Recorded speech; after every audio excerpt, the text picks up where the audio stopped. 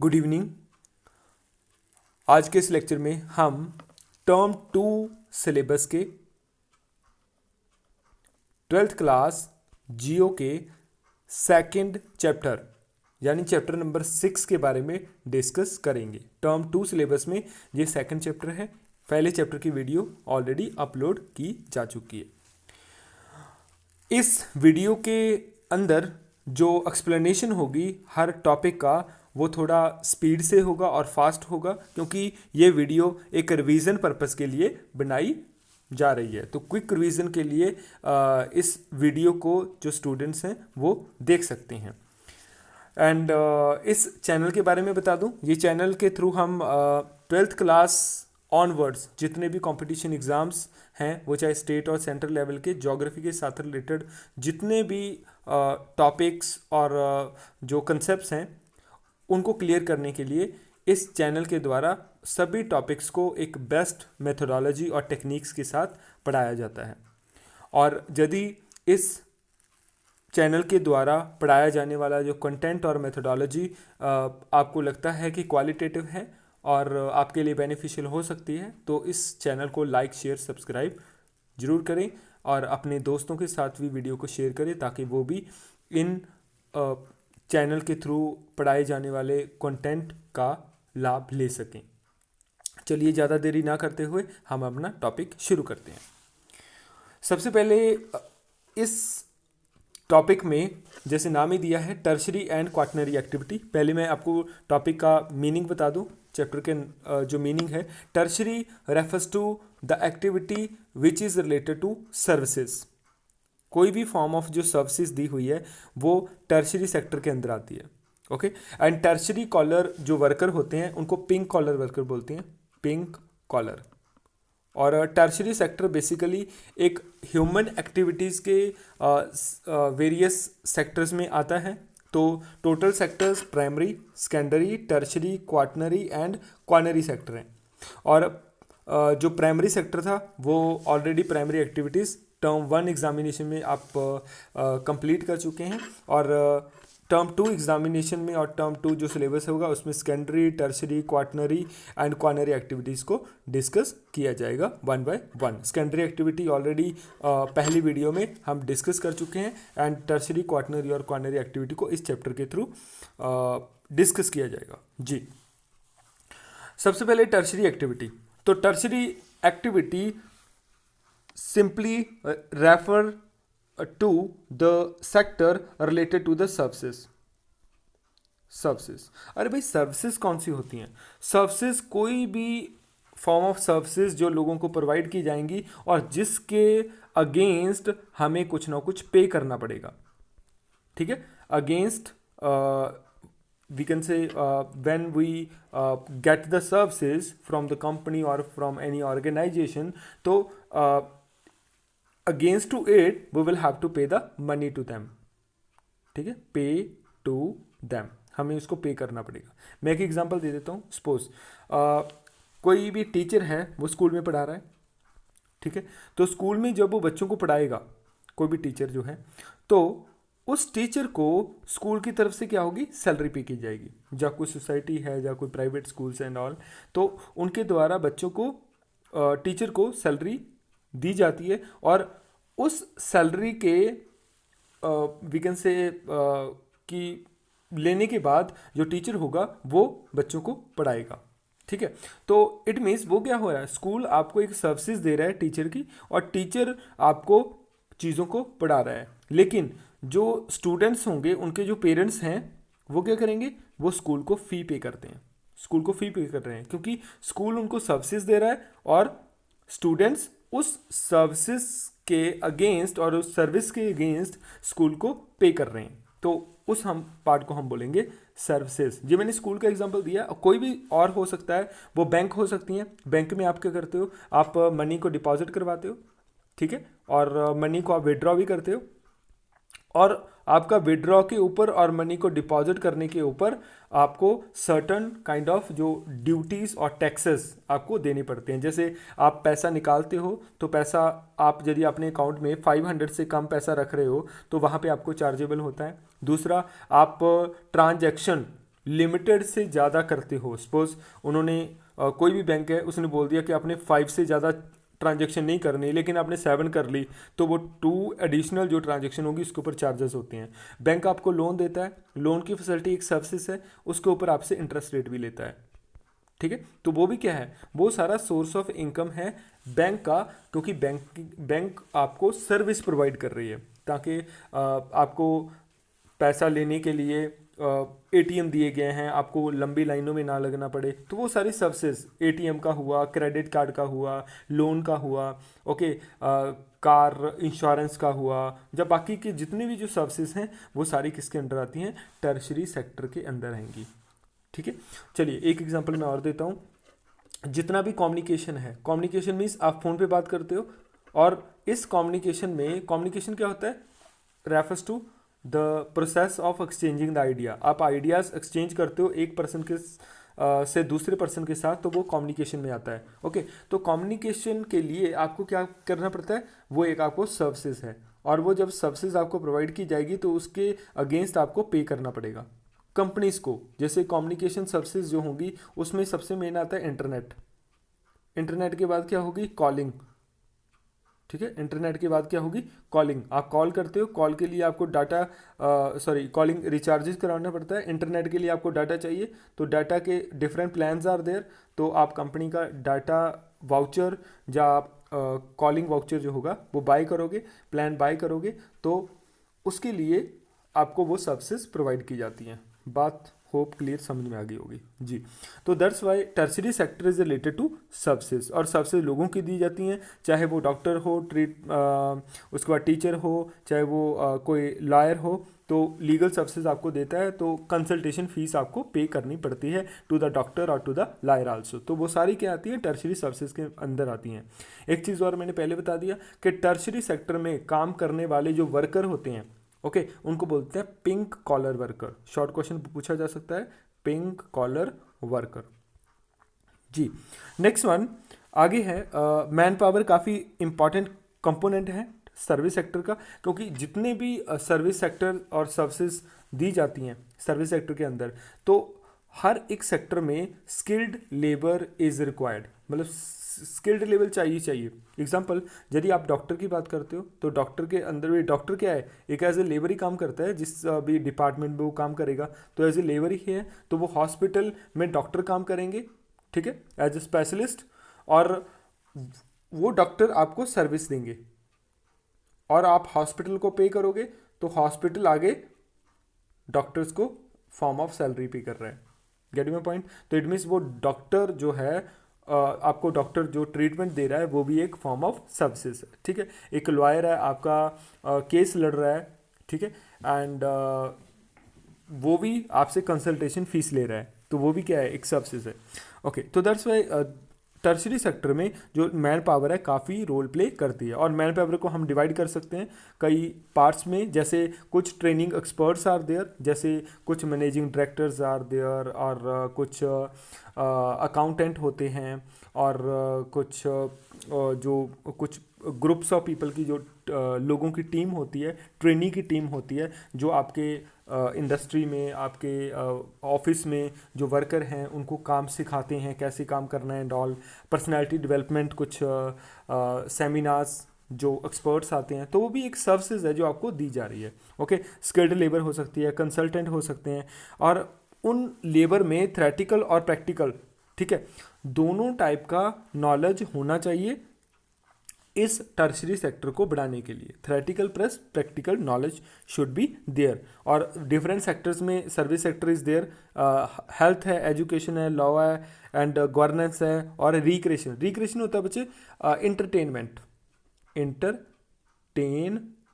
Okay, entertainment, इस चीज़ को दिमाग में रख लेना जी, okay. Another one, tertiary activity में ज़्यादातर प्रोडक्शन एंड एक्सचेंज दोनों चीज़ें इंटरलिंक हैं, मतलब दोनों टाइप का जो एक्टिविटीज़ हैं वो टर्शरी एक्टिविटी के अंदर आती हैं। Production means to produce, okay, to produce the goods, to produce the labour also, production का मतलब सिर्फ गुड्स नहीं होता, प्रोडक्शन का मतलब लेबर भी होता है। जब आप लेबर को एजुकेट करके उसको स्किल्स के अकॉर्डिंग, उसको उसके इंटरेस्ट के अकॉर्डिंग क्या करते हो, स्किल्स देते हो और उसको ट्रेन करते हो। ओके, तो वो भी किस में आता है, वो भी आपका प्रोडक्शन के अंदर ही आता है। तो दैट्स वाई ये टर्शियरी सेक्टर के अंदर ही आएगा। और एक्सचेंज होता है, सपोज आपने किसी को मैं आपको बोलूँ कि एक्सचेंज वाले पार्ट में जैसे मनी एक्सचेंज हो गया वन पार्ट टू अनदर, इसका प्रोमिनेंट एग्जांपल इज ट्रेड।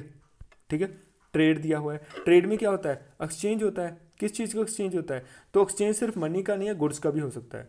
आपने चीज़ों को बाय किया, सेल किया, इंपोर्ट किया, एक्सपोर्ट किया, तो उसके अगेंस्ट आपके कंट्री में क्या होगा, एक्सचेंज ऑफ मनी। या तो आप मनी को बाहर भेजोगे, या मनी आपकी कंट्री के अंदर आएगी। ओके, तो वो सारा जो एक्सचेंज होगा और काइंड ऑफ जो सर्विसेज होंगी, तो वो सारी एक्सचेंज के अंदर आती हैं। तो एक्सचेंज एंड प्रोडक्शन जो है, ये दोनों जो है इंक्लूड इन टर्शरी एक्टिविटी। इस चीज़ को दिमाग में रख लेना। आपको यहाँ पे शॉर्ट क्वेश्चन भी बन सकता है कि tertiary activity involve both production and exchange, तो आपको ये दोनों पॉइंट्स वहाँ पे लिखने पड़ेंगे कि किस हिसाब से both are linked with the tertiary activity. इस चीज़ को दिमाग में रख लेना। Okay, and another one is tertiary activity है एक कमर्शियल आउटपुट ऑफ सर्विसेज है। ठीक है, rather than the production of tangible जो गुड्स हैं। कॉमन एग्जांपल जो टर्शियरी एक्टिविटी की दिया हुआ है, जैसे प्लम्बर है, इलेक्ट्रीशियन है, टेक्नीशियन है, बार्बर है, ड्राइवर है, कैशियर एंड पब्लिशर है, तो वो सारी क्या है, एक फॉर्म ऑफ सर्विसेज हैं जो आपको प्रोवाइड की जा रही हैं।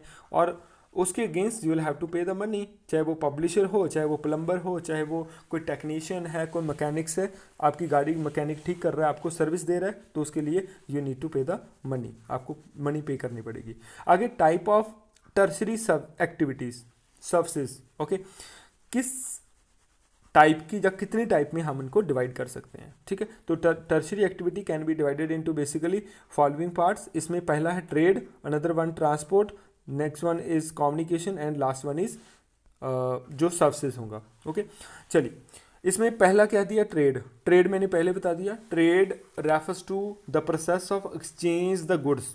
जब आप गुड्स को एक्सचेंज करते हो, गुड्स को आप एक्सचेंज करोगे, ठीक है, बिटवीन टू एरियाज और बिटवीन टू पीपल्स, देन उसको हम बोल देते हैं ट्रेडिंग। क्या बोलते हैं, ट्रेडिंग। ओके, एंड इसको इकोनॉमिक एक्टिविटी क्यों बोलेंगे, क्योंकि जब हम कोई गुड्स को बाहर बेचते हैं, ओके, तो उस गुड्स के रिप्लेसमेंट में हमारे पास क्या आएगी, मनी विल बी देयर। तो money will be the source of income. तो कई कंट्री अपना ट्रेडिंग पार्ट बहुत एडवांस और बहुत साउंड रखते हैं, जिसकी वजह से सोर्स ऑफ इनकम उनको होता है। जी, नेक्स्ट वन ट्रांसपोर्ट। ट्रांसपोर्ट भी एक टर्शरी एक्टिविटी है, जो एक फॉर्म ऑफ सर्विसेज आपको दी जाती है। जिसमें एग्जांपल दूं, सपोज आपने कहीं पे जाना है, तो वहाँ पे क्या है, आप ट्रांसपोर्ट यूज़ करोगे, और आपने कोई गुड्स को किसी दूसरी जगह के ऊपर पहुँचाना है, तो आपको ट्रांसपोर्ट चाहिए। तो transport help to we can say to shift the goods or to move the goods from one area to another area and the people as well। और लोगों को भी क्या करेगा, शिफ्ट करेगा one area to another area। Okay, another one communication काफ़ी role play करता है। Communication process of exchanging the views, idea, facts, ठीक है, बिटवीन वन अनदर। तो कम्युनिकेशन आल्सो एक फॉर्म ऑफ टर्शरी एक्टिविटी है, क्योंकि कम्युनिकेशन सर्विसेज लेने के लिए भी आपको क्या करना पड़ता है, पे मनी देनी पड़ेगी। क्लियर है, okay. Another one service sector also one of the most important sector है। और सर्विसेज में बाकी टाइप की सर्विसेज, उसमें फॉर्मल, ठीक है, इनफॉर्मल सर्विसेज आ जाएंगी, जिनको वन बाय वन आगे हम डिस्कस करने वाले हैं, ठीक है, जब ये टॉपिक आएगा। जी, चलिए शुरू करते हैं। Trade and commerce. पहले ट्रेड एंड कॉमर्स होता क्या, trading refers to exchange of the goods, ठीक है, और हम ये भी कह सकते हैं process of buying and selling. Buying and selling, जब आप गुड्स को बाय करते हो और सेल करते हो, उस प्रोसेस को हम बोल देते हैं ट्रेडिंग। और इनको हम एक्सचेंज ऑफ गुड्स भी बोल सकते हैं, तो दोनों सही हैं, exchange of goods. Okay, another one, तो काफ़ी इंपॉर्टेंट रोल प्ले करता है। आपने एक चीज़ आपको दिमाग में रखना है कि ट्रेडिंग के लिए आपको ट्रेड कोई चीज़ को बाय और सेल कहाँ करोगे, इन द मार्केट। तो मार्केट काफ़ी रोल प्ले करती है in the trading part. Okay, तो बड़ी मार्केट्स होती हैं और वहाँ मार्केट में व्हेन यू बाय और we can say sell the goods, ठीक है, ओवर देयर, तो आपको जो मार्केट आपको प्रोवाइड की जा रही है, एक प्लेटफॉर्म जहाँ पे आप बाय और सेल कर सकते हो, तो मार्केट का एक कमीशन होता है, एक कमीशन होगा, तो वो कमीशन आपको क्या करना पड़ेगा, पे करना पड़ेगा। किसको? मार्केट को पे करना पड़ेगा। ठीक है, कि आपकी वो गुड्स को एक प्लेटफॉर्म दे रही है, एक एक्सपोजर दे रही है, ताकि अपनी गुड्स को आप बाकी हिस्सों में भी भेज सको, सेंड कर सको। ओके, तो वो चीज़ आपको दिमाग में रख ली। ओके, बेसिकली जो बाय और सेल करने के लिए जो मार्केट्स हैं, उनको हम बेसिकली मार्केट को दो पार्ट में क्लासिफाई कर सकते हैं। एक रिटेल होता है, एक होलसेल होता है। एंड जिसमें होलसेल और रिटेलिंग में फ़र्क क्या है? जो होलसेल होगा, होलसेल वाले पार्ट में क्या होता है, जो भी आपकी गुड्स होंगी वो कंज्यूमर डायरेक्टली मैन्युफैक्चरर से बाय करेगा। मैन्युफैक्चरर जैसे कोई फैक्ट्री का मालिक है, वो गुड्स को मैन्युफैक्चर करता है, तो जो कंज्यूमर है जिसको ज़रूरत है वो सीधे फैक्ट्री से चीज़ें लेगा, तो वो क्या होती है? होलसेल। और होलसेल का जो प्राइस होगा ऑलवेज लो होता है, बट एक कंडीशन होती है कि आपको जो मटेरियल होगा ना वो बल्क में लेना पड़ेगा। बल्क में ज़्यादा अमाउंट, लार्ज अमाउंट में गुड्स को लेना आपको पड़ेगा। वो चीज़ आपको दिमाग में रखनी है। ठीक है, क्योंकि मार्जिन बहुत कम होता है, that's why price is low ना। मैं एक एग्जांपल देता हूँ। सपोज एक प्रोडक्ट का प्राइस जब कंज्यूमर सीधे मैन्युफैक्चरिंग से ले रहा है, तो वो कितना है? उसकी जो टोटल कॉस्ट है, प्रोडक्ट की जो टोटल कॉस्ट है वो है 10 रुपये पर पीस। ओके, एंड उसके ऊपर 2 रुपये इंडस्ट्री वाले का क्या है? मार्जिन है। तो टोटल उसका कीमत कितना हुआ? 12 रुपये। ठीक है, यदि एक आधा ड्यूटी भी बीच में आप इंक्लूड करो तो 13 रुपये, 12-13 रुपये उसका प्राइस होगा। तो इट मीन्स आपको यहाँ पे सेम प्रोडक्ट का प्राइस जो है वो 12 रुपये पड़ रहा है कंज्यूमर को। ओके, तो प्राइस कम है, लेकिन एक ही कंडीशन है कि यहाँ पे सिर्फ इसका प्रॉफिट कितना है? ओनली 2 रुपये। तो इसलिए आपको ज़्यादा प्रोडक्ट लेने पड़ेंगे, ज़्यादा पीसेज लेने पड़ेंगे, कम से कम 1000 पीसेज आपको वन टाइम ऑर्डर करना पड़ेगा, ताकि जो लो मार्जिन पे भी उसको अच्छा प्रॉफिट हो सके। ओके, यदि आप यहाँ पे नंबर और बढ़ा दोगे मे बी मार्जिन कम हो जाए। क्लियर है? तो जो इसमें प्रॉफिट होगा और मार्जिन होगा बहुत कम होता है। इसलिए एक ही कंडीशन होती है कि आपको गुड्स को बाय करना है in a large amount, in a bulk amount. Okay, दूसरी बात का हम देखते हैं रिटेलिंग होती है बच्चे थ्रू शॉपकीपर्स, ठीक है। शॉपर्स आप लिख सकते हो और शॉपकीपर्स आप लिख सकते हो। ठीक है, तो इट मीन्स अब यहाँ पे कंज्यूमर का रोल कहाँ है? कंज्यूमर ये है जिन्होंने गुड्स को लेना है। अभी हम शॉप पे जाते हैं तो शॉप से चीज़ें खरीदते हैं, शॉपकीपर कहाँ से लेता है? मैन्युफैक्चरर से। अभी यहाँ पे क्या चीज़ आ जाती है? यहाँ पे सबसे पहले तो प्रोडक्ट की कॉस्ट कितनी थी? 10 रुपये। यहाँ पे 10 रुपये प्लस 2 रुपये किसका मार्जिन है? 2 रुपये मार्जिन होगा मैन्युफैक्चरर का। ये तो मैंने पहले बता दिया, 12 रुपये रेट हो गया। उसके बाद इसको शॉपकीपर खरीदेगा। अभी इसमें शॉपकीपर ने सपोज अपना मार्जिन कितना रखा? 10 रुपये पर piece.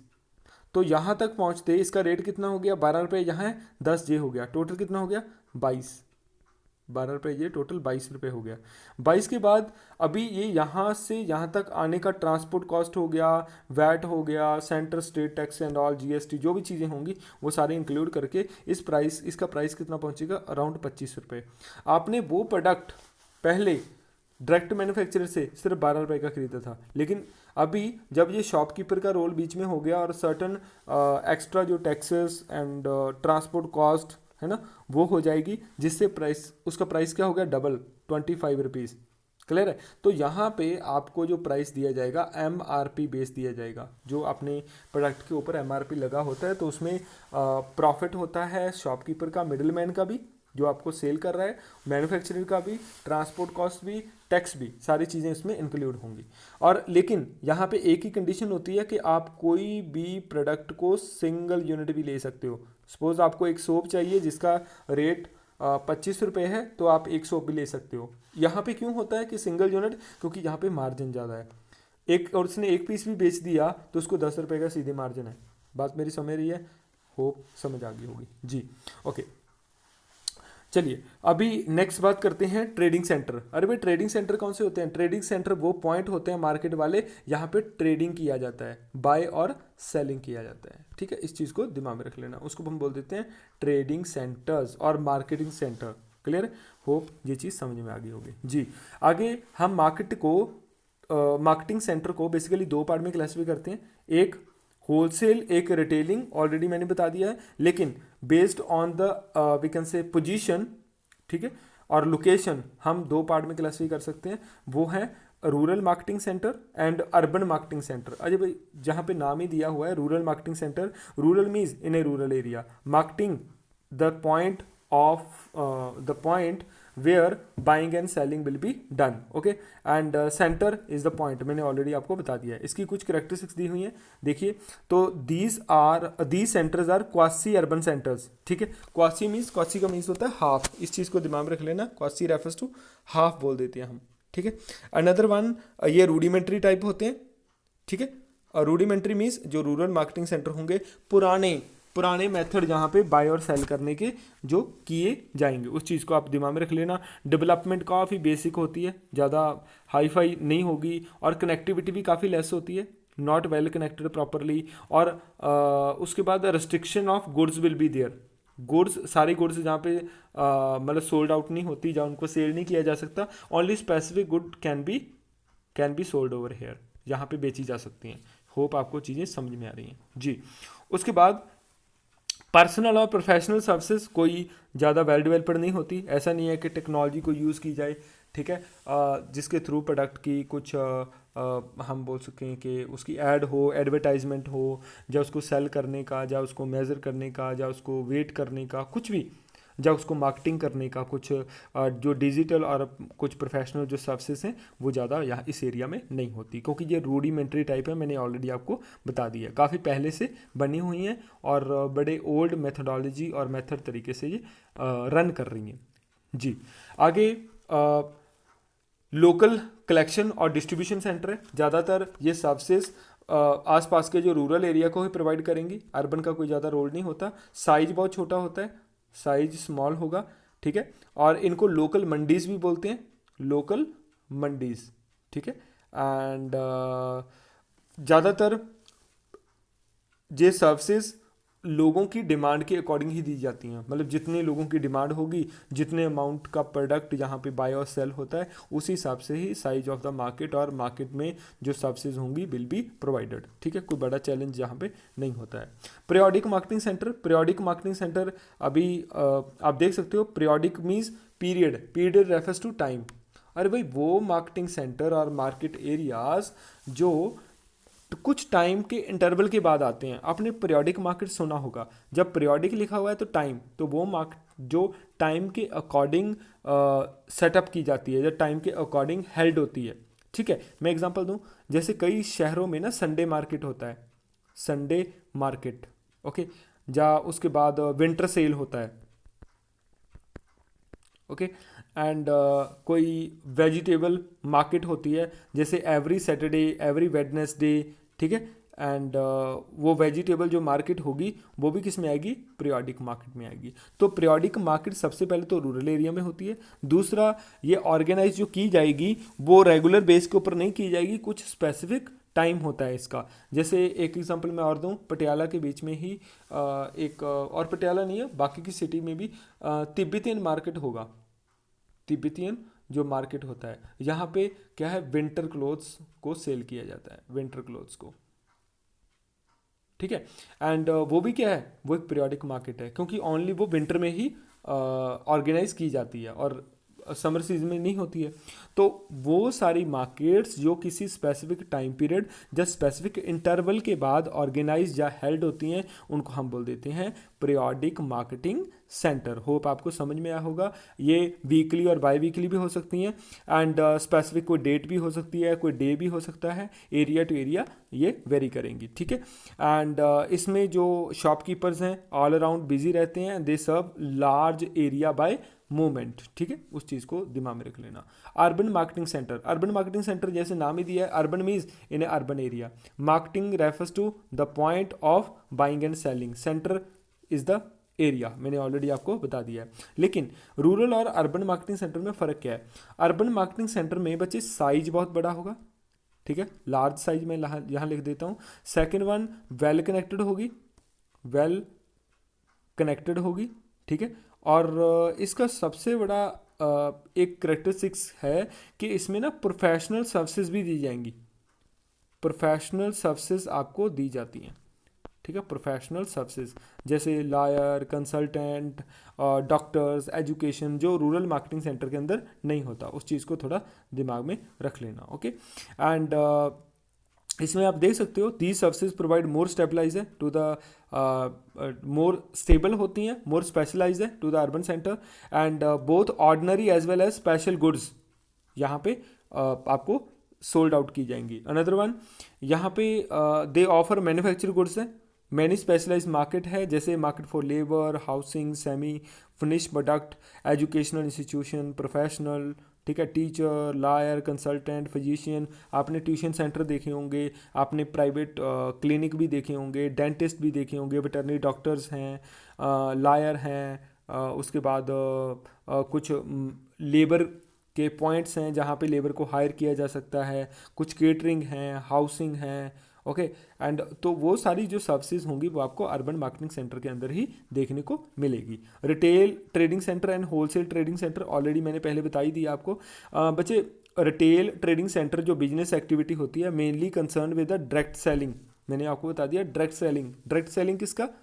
Direct selling of the consumer, ठीक है, by the shopkeeper, by the shopkeeper, इस चीज़ को दिमाग में रख लेना। मार्जिन ज़्यादा होगा, single unit can also be bought, ठीक है, खरीदी जा सकती है, ओके। नेक्स्ट वन, जो रिटेलिंग सेंटर है वो दो पार्ट में क्लासिफाई कर सकते हैं, एक है फिक्स स्टोर रिटेलिंग सेंटर, एक है non store retailing centre. Fix कौन से होते हैं? All those retailing centre which are totally fix, जो मूव नहीं कर सकती, ठीक है, कैन नॉट मूव, जैसे स्ट्रीट वेंडर करते हैं ना, स्ट्रीट वेंडर आपने सुना होगा, ठीक है, रेहड़ी वाले। एंड तो उस तरीके से जो फिक्स स्टोर रिटेलिंग स्टोर्स हैं तो वो, और सेंटर्स हैं और ट्रेडिंग पॉइंट्स हैं, वो फिक्स होंगे, मतलब वो मूव नहीं करेंगे one area to another area, ठीक है। तो जैसे मैं एग्जांपल दे दूं, कोई शोरूम है, ठीक है, एंड कोई शॉप भी हो सकती है, ठीक है, एंड कोई भी रेस्टोरेंट भी हो सकता है, तो वो क्या है, वो सारे क्या हैं, वो सारे फिक्स्ड हैं, वो सारे क्या हैं, फिक्स्ड हैं। तो वो चीज़ आपको दिमाग में रखना है जी। नेक्स्ट वन, यहाँ पे है non store retailing trading points, ठीक है। नॉन स्टोर वो होते हैं विच आर नॉट फिक्स्ड, जो फिक्स नहीं होते लेकिन दे आर मूविंग, मूव करते रहते हैं, जैसे स्ट्रीट पेडलिंग हो गया, हैंडक्राफ्ट हो गया, डोर टू डोर सर्विसेज होगी, मेल ऑर्डर आपके घर पे आता है, ठीक है। और ऑटोमेटिक जो वेंडिंग मशीन्स हैं, जैसे आप किसी पॉइंट पे चले जाओ, फॉरेनर कंट्री में हैं, जैसे आपने क्या किया, उसमें कोई भी वेंडिंग मशीन्स हैं, वहाँ पे कोल्ड ड्रिंक्स आर देयर, तो आपने क्या किया, उसमें से अपना उतना अमाउंट कॉइन डाला और आपका क्या होगा, बॉटल बाहर आ जाती है। तो दोज टाइप ऑफ जो वेंडिंग मशीन्स आर देयर, जैसे एटीएम मशीन्स होती हैं, तो वो सारी जो services would come under the non store retailing trading. इसको रिटेलिंग क्यों बोलते हैं? क्योंकि जो रेट होगा, प्राइस होगा of the product will be MRP base, MRP base होगा, इस चीज़ को दिमाग में रख लेना जी। नेक्स्ट वन, आगे होलसेल ट्रेडिंग है, इस चीज़ को दिमाग में रख लेना। होलसेल ट्रेडिंग मैंने ऑलरेडी आपको बता दिया था। होलसेल ट्रेडिंग में क्या होगा कि बल्क ऑफ बिजनेस होता है done by the number of intermediary merchants, ठीक है। लेकिन इसकी एक ही कंडीशन होती है कि जो कंज्यूमर होगा वो डायरेक्टली बाय करेगा फ्रॉम द मैन्युफैक्चरर, इस चीज़ को दिमाग में रख लेना, मैन्युफैक्चरर।